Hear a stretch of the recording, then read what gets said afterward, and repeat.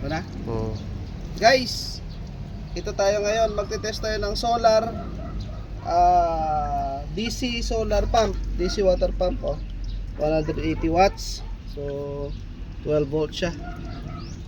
Ito yung speed niya is 3,900 RP, ano to, liters per minute. Outlet 1, maximum ito guys, tignan nyo, ito, pakita natin yung buga.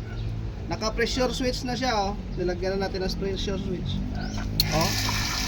Yan, ganyan kalakas guys. Ito yung gamit natin, maliit na battery at saka controller. Bumili tayo ng controller.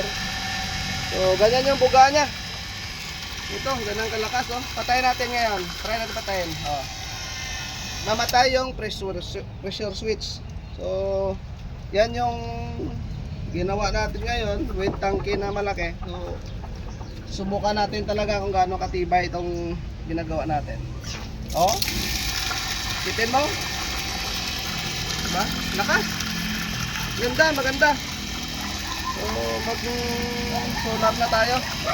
Pagka-save tayo ng kuryente. So maliit ang battery natin. Ilang amperes lang to? 40 amperes lang to.